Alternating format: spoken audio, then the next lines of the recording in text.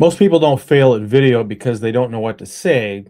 They fail because the tech breaks or it's overwhelming, the files live on the wrong computer, or maybe no one else can help you. See, that's why I use Riverside. So today I want to talk a little bit about Riverside and why I use it. This is not a sponsored video, but I've used a lot of different programs, and I've really found Riverside to be that sweet spot because it's simple enough for non-experts like me. It works in poor internet. It's cloud-based, so my both me and my team can use it. It's not perfect. It has some drawbacks. You only get one camera. You can't pause the recording. There's no green screen.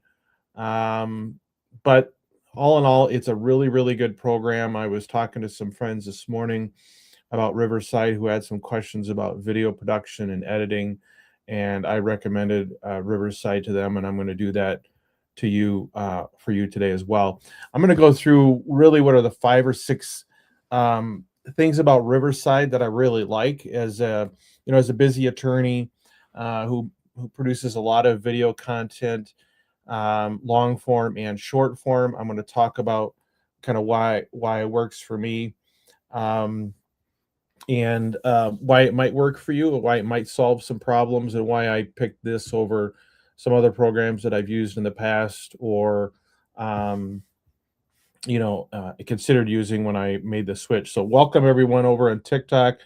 Welcome anyone that's on YouTube or LinkedIn. Drop a comment at any time if you have any questions.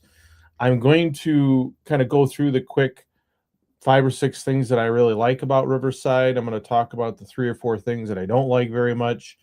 And then I'll actually, if I have time, I'll go ahead and put my Riverside program up on the screen for you. TikTok, you won't be able to see that, but if you're on LinkedIn or YouTube, you'll be able to see that. And I'll kind of show you around the editing end of things so you can kind of see firsthand what it looks like. So if you have any questions, just drop them in the comments. Otherwise, let's get rolling here.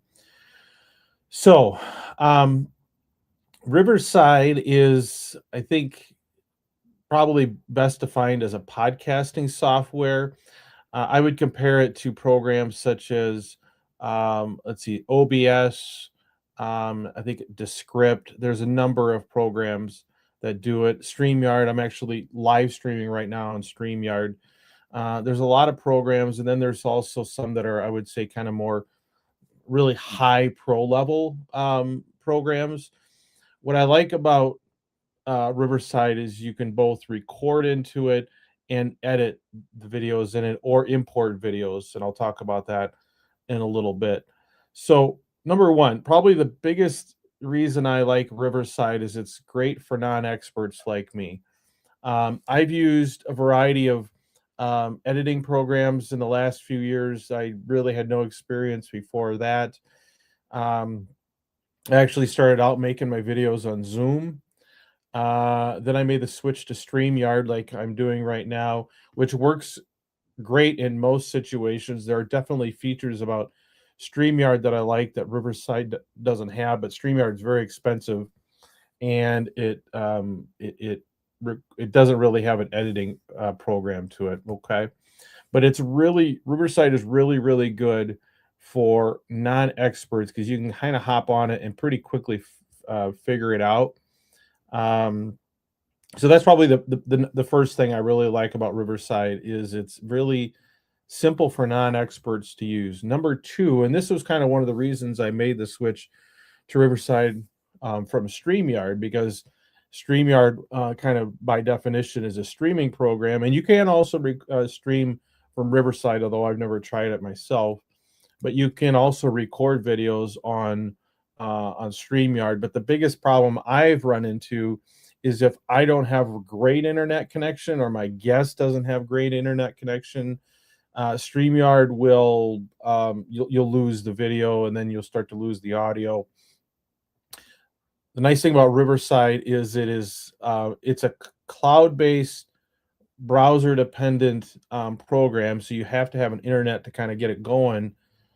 But if your internet fades or gets weak, it actually does a local recording on your computer, and then once the internet is restored, it uploads the rest of it.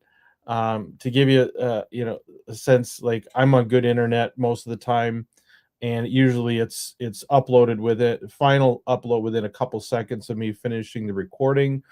But sometimes I have my one of my assistants will record with me, and she does it remotely, and she doesn't have a great internet connection, and it can take 15 to 20 minutes on a poor internet connection to upload that. Now, one thing I will say about that, if you have that situation, you kind of got to sit around and wait for it to upload. Otherwise, you'll lose that part of the footage. So that's a caveat I should offer on the internet side of things. It will capture it, it will upload it, but you have to make sure that it's finished uploading before you close out. But I've never really found that to be a real big problem.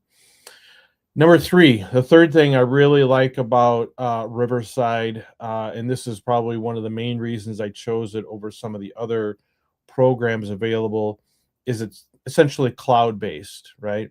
So I have an account, and my team has an account. So I have a virtual assistant, and I also have someone locally that does work for me, but she's remote. We can all log into Riverside through the account, and we're all seeing the same videos. And if I edit something, they see that, and vice versa. And so it what it really eliminates, especially if you're using virtual like overseas help like I do, is it really eliminates a lot of the upload and download time and hassle and getting it off people's hard drives and things like that. It's a total nightmare if you're using other people, you're having other people help you with the process. So when I decided I was going to move on from StreamYard, I knew I needed one that was cloud based, and there are a couple others that are cloud based as well. But Riverside was definitely the best of the options that I found when we kind of made the switch, probably 6 to 9 months ago, something like that. Okay, number four. I really like that Riverside allows you both to record directly into it or record elsewhere and then upload that video to Riverside, which is what I do quite a bit. Um, I generally record into Riverside, and you can record with guests. I'm not sure how many guests you can have, to be honest with you. I've never tried it with more than me and one other person. But you just send them a link, and then the people can, you know, they don't really need any app or program. It'll bring it up pretty much on any phone, laptop or tablet, and it's very, very simple and straightforward to use. So you can record directly into it, but if for whatever reason you record the video somewhere else, maybe you do it on your phone, maybe you do it on someone else's computer, or like I'll even take live streams. So like this, what I'm recording right now on YouTube, I'll take that video, download it, and drop it into Riverside to do the things that I'm going to talk about here in just a moment that are probably some of the best features of Riverside. So you can either import video to Riverside, and you can record directly into Riverside. Okay, so that was number four. So one, two, three, four. That was number four. Number five, and this is probably the one thing that made Riverside so much better, in my opinion, than the alternatives that I had at the time, is something called magic segments. Now, most programs will create short form content automatically out of your long form content. They'll use AI. StreamYard does that now. I think most of them do. And of course, Riverside does that as well. But what I really like about Riverside is that in addition to doing that short form content, that, let's say 20 to 30 to maybe 60-second long content, it actually creates what are called magic segments. And a magic segment is where it uses AI, and it kind of captures the entire discussion of one particular distinct topic or item. And it does a great job of that. And I find that for a lot of times, especially for new people, they may not want to watch a 30-minute video of someone they've never heard of before, and but yet a 30-second to 60-second shorter reel is hard to really communicate everything that video is about. So magic segments is going to be more like 4 to 5 minutes, and you kind of get that entire conversation, that entire topic, um, put into one piece. And I have found that to be extremely helpful, to be posting in addition to long form and the true short form content. So magic segments is probably one of the best features of Riverside. Now, maybe other programs are doing that as well.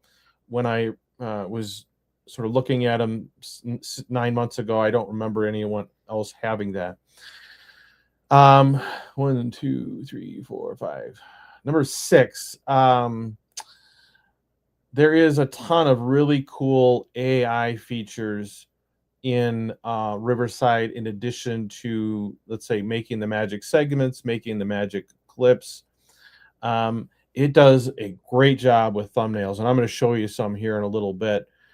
It does a really, really good job of making thumbnails, and when you need to make changes, it does a pretty good job of recognizing those changes and making them and not hallucinating. So if you say, hey, I want the words behind my head to be larger or smaller or move further in this direction, it does a really good job of modifying just the part that you want to have modified.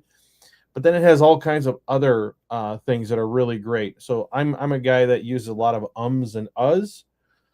It'll have an AI option where you can automatically have it take out all filler words like that and all pauses, which is really, really great.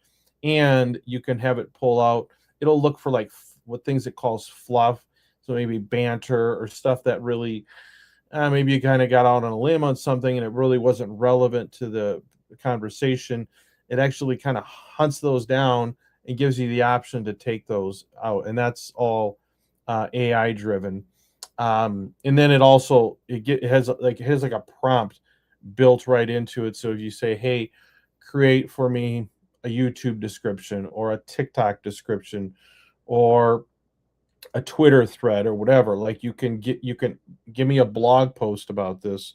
It's all directly in the program. It's not like you have to take the video or the transcript, export it to Chat GPT or whatever and have it do that. It's all kind of within the program, which I just find really, really good in terms of an efficiency standpoint. And because it's dealing with, I don't know, the video that you recorded there, um, it seems to have a much more accurate sense of what the video is about, what the key issues are, than it would be if you just, like I said, uploaded a random transcript to one of the other LLM models. So that is just excellent. A couple other things I really like about it. It does have an app, so you can record it on your iPhone directly into Riverside. It's good quality. Um, so you can really record anywhere, and I've used that for sure. So even if you're not in front of your computer, if you have a decent phone, you can record through that. It also has the ability to do live streaming. I have not done that before. I know a lot of people do. What else? You get an automatic transcript of it. I believe you can also pull the audio tracks off of it. I haven't really tried to do that. Um, you can connect your shorts and reels to, and maybe even the long form, to your different platforms like YouTube, TikTok, things like that. I'll be honest, I have not done that, and I have not had a ton of success because I generally just upload the long form directly, and I use Opus clips for actually making the shorts and reels, and then automatically um, posting those shorts and reels to your different platforms. I still think Opus is the best product for that. And so that's what I use. So, for actually making the shorts and reels and publishing and posting them, I think there are better programs than Riverside. But if you don't want to have another program, you can do that. You can do that with this program, especially if you're just kind of starting out. Um, Let me think. There are other things about it. I'll show you. Like I said, I'll show you the sort of the inside the program here in a minute. But those are the ones that kind of come to mind. If there are other things that people, if you have experience using Riverside, things you like, just let me know. Now, there are some trade-offs. There are a number of trade-offs, but for me, there was three that I identified that were kind of real bummers to me, and still, I hope and wish that they would make those changes. Um, Number one, you can't, to my knowledge, you can't have more than one camera. So you have one camera. So if you want to set up multiple cameras for your recording, um, you can't do that unless you have a switcher of some site. Now I do have the Rodecaster video, so I'm able to do that if I want. I can switch between different camera angles. I actually only have the one set up here now anyway, so it doesn't matter. Um, but like StreamYard, for example, if you have the highest version, you can have two different cameras and you can switch between them in the stream, which is kind of nice. So you don't have to worry about doing that in post production editing. But Riverside, as far as I can tell, doesn't have that option from a software standpoint. So if you want multiple cameras, you gotta bring them in through a manual a program of some sort. Okay, so I don't like the fact that you only get one camera angle, but it's not really a big deal breaker for me. I do have an overhead camera that I use in my other office where I record, and sometimes it's nice to be able to put that up and show people on the screen. If you're talking about something, you can't really do that with Riverside, so that's a bit of a drawback.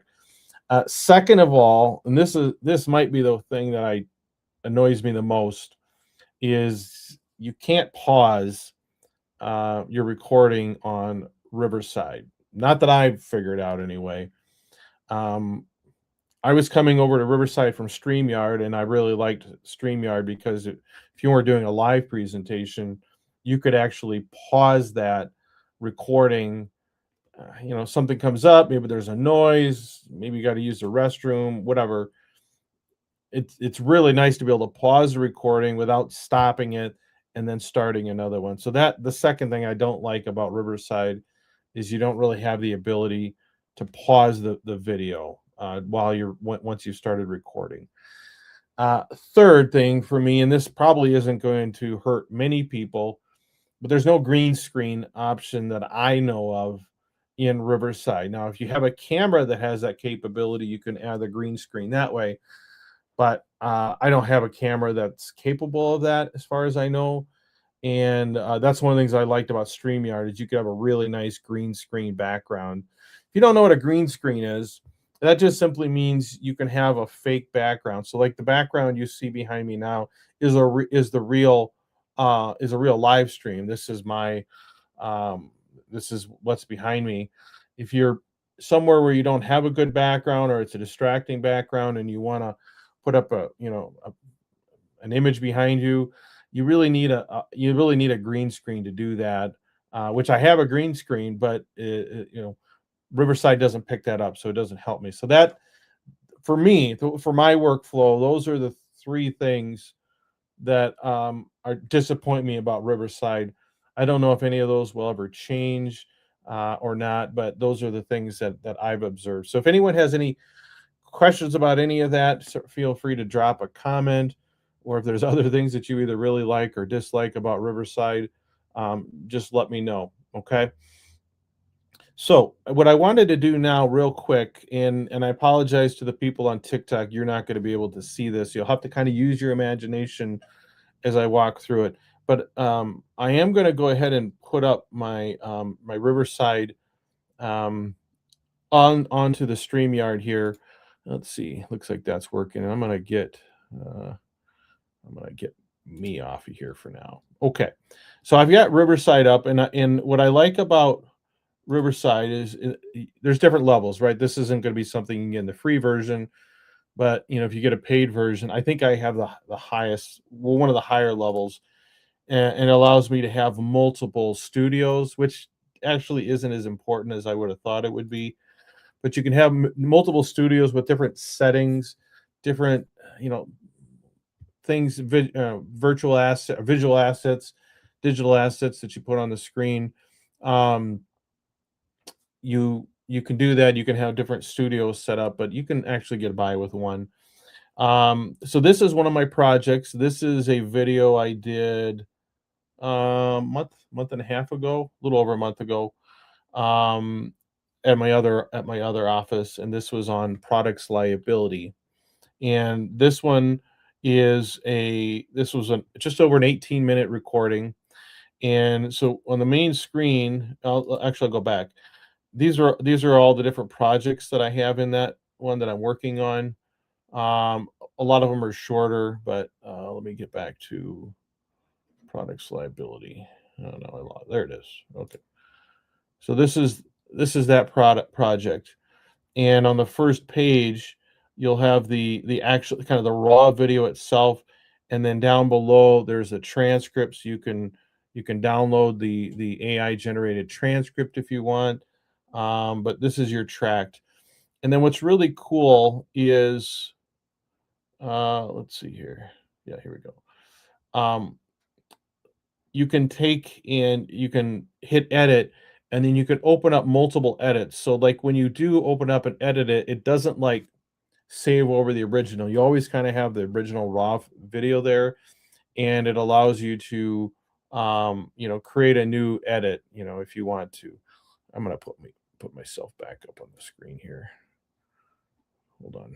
Let me see here. There we go. Okay, so this is the raw video, and then the made for you is some of the stuff that I was talking about that's pretty cool. And I know it's a little small on the screen, so bear with me. Um, so one of the things it'll do is they'll put together what's called a magic episode, which can be pretty cool, especially if you're not too concerned about how it shows up. But it'll it'll kind of go through the video, and it'll take what it thinks is the highlight of that video, and it'll put it at the very beginning of the video.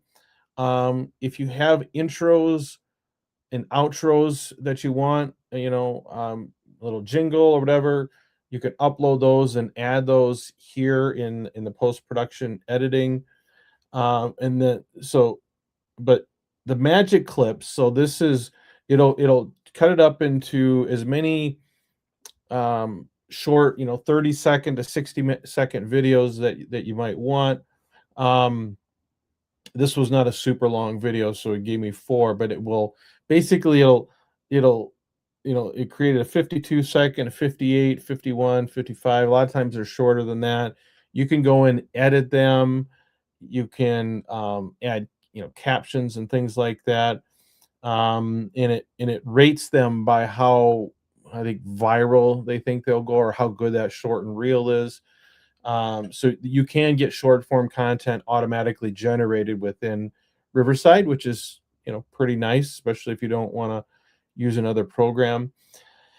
This is here is the magic segments, and this is the thing I was talking about before. One of the things I really, really like. So you'll see that the original video was this is the magic segment. I think original video was just over 18 minutes. And so it created 3 magic segments. One is 4 minutes and 42 seconds. One's just over 3.5 minutes, and one is just under 3 minutes. And it's like I said, it's sort of a condensed version of a particular discussion on one topic point. And again, you can go and edit that. You can take stuff out. You can add to it, whatever. But it really does a good job of automatically capturing the essence of one particular discussion item. And this one here, I'll just open this one up because it looks kind of weird here. but you can change the size to 16 by 9, 1 by 1, 9 by 16. You can like change so you can crop it, so you can like zoom in if you want, things like that. The editing is really cool because you get the transcript on the left side, and you can go in and you can actually delete sections of it by like highlighting on the text itself. Or you can go down here and you can do some cuts down here, but you can really make edits just by using the automatic transcript in it. So I'm gonna X out. So you can do all kinds of editing, but it gives you a huge head start with the AI in terms of shorts and reels, and magic segments. The hooks is kind of like shorts and reels. I don't really use that too much, but in the bottom it will give you a draft, um, a blog post, Instagram post, and then it's got some other things down here that I don't really use. But and then the other thing I want to point out is it creates draft show notes for you and things like that. Um, the other thing I want to show you, if I can get this to work right, is oh yeah. So like I mentioned, it has the built-in AI program to it. It's called Co-Creator. This is a video that I've already worked on before, and you can ask it to create thumbnails, and it does a pretty good job. Sometimes it will hallucinate a little bit. It might give me a beard. It might, sometimes my glasses aren't on, but for the most part, it's good, and it makes really good thumbnails. In as I mentioned earlier, if you want to make slight changes, or you say, um, change the text to this, it does a good job of changing the text to that, but leaving it sort of the style and spirit of the thumbnail the same. Um, and so this is probably one of the best features of it, because thumbnails are something that are really important and are kind of a pain to make, if you're not good at it. I have Canva. You can go over to Canva and do it, but this kind of automatically does it for you, or gives you some things to look at and consider. So that is really good. And you can have it do thumbnails in like the 9 by 16 orientation as well. It will do that. It's amazing program, and it, like with all AI, it just keeps getting better, and I think it gets better as it works, as it does more and more stuff for you. So um, that is really good. I'm gonna go and so here's all the edits that we did. What I have done, I usually do, is I'll edit it in, let's say, landscape, so 16 by 9. I'll get all the edits done, and then I'll usually create a 9 by 16 version if I want to put that on like TikTok or something. So this shows up as the 9 by 16 version because that was the last version of this particular edit.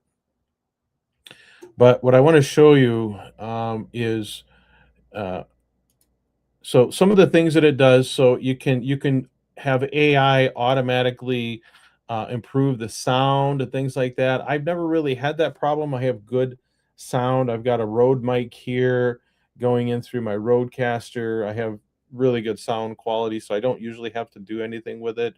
But you can. I have had situations where I've had a guest on, and either they were much louder than me, or usually they're much quieter than me, and you can adjust their audio track. So that's really nice, and it's pretty straightforward. Like I said, you don't have to be an expert to use it. The AI tools in it are probably some of the best features. It can automatically identify and remove pauses, and for me, I use the word. It removes filler words, which is really great. And then it can search and find what it calls fluff, which it says is off-topic chatter. So it'll go through and search for, maybe you get conversation kind of gets out of hand that's not necessary. It'll say, hey, do you want to take this out? And that's all generated by AI, like that. So that is really, really good. You can add branding things, you can add logos and whatnot. I don't really do any of that, but you can if you want to. You can separate out tracks. So if there was multiple people, so if I had a guest on, it would show each track separate, and you could, like I said, you could adjust the audios. You could mute someone if you wanted to. It's got different layouts. Again, if you have multiple people um, on the interview, captions. This is pretty straightforward. You can add, it gives you all kinds of different caption options, and you can change the font and the size and all that. And your media, so you can add other videos. This is something um, that I've done in terms of adding intros and outros and things like that. Um, Music, you can add music. I haven't really done that. Let me see here. Images, you can add images, either your own. So this is B-roll. So this is images. You can upload your own images, or you can search for it. And then the next one down is video. And so you can either you can upload your own videos that you want for B-roll, or you can select from the stuff they have. So you can add B-roll. I wouldn't say it's the best selection of B-roll, but it's pretty good. Gives you something. And I think you can even use AI to generate B-roll if you want, both images and video. And then finally, you can add text. You can add headers and subtitles and phone numbers and things like that. So this is all stuff that you could do within the editing part of Riverside, and this is more than enough editing that I would ever need to. I will say, if you're trying to like bring in a lot of different if you're trying to like synchronize multiple cameras, Riverside probably isn't the best situated for that. You might need a more robust professional, like Final Cut or something like that. But if you're not doing that, Riverside, you can just do all kinds of editing in there for your, for your videos, especially if it's just talking head stuff like this one. So, yeah. And then finally, once you make some changes, then you export them, and then this is the different exports that I've done from this, both long form and like either short form or magic segments. And then you can download these and you can upload them to, wherever you want to put them. So that's kind of the big parts of Riverside. People have questions about any of that, let me know. I've been using Riverside very, very, very successfully. Um, I know that people sometimes complain that it gets buggy. I haven't really experienced that too often. Sometimes I think if there's a lot of demand, if you go in and try to use the AI generator, especially the image and thumbnail generator, sometimes it just won't do it. I think that's just a capacity issue. If you give it time and come back later, it will usually do that. So sometimes that could be annoying if you're under a time crunch. But yeah, I mean, if you're sort of a, what do I say, non-professional marketer like me, and you're trying to do some of your own stuff and maybe bring in some help, you need a place like Riverside, and there's other ones out there. I just haven't really used most of them, but these are some of the things you can do for making your content, for editing your content, for using AI to improve it, and then also, like I said, for publishing it and posting it. You can connect Riverside directly to, I think, your YouTube channel, Spotify, TikTok and things like that if you want. I don't do that. I haven't needed to, but that is an option. I'm not sure how great it is, but that's something that you can do if you want. So, anyway, I think that's all I wanted to say about Riverside today. If you have questions after the fact, feel free to leave them in the comments. I do have a Slack group that I've started.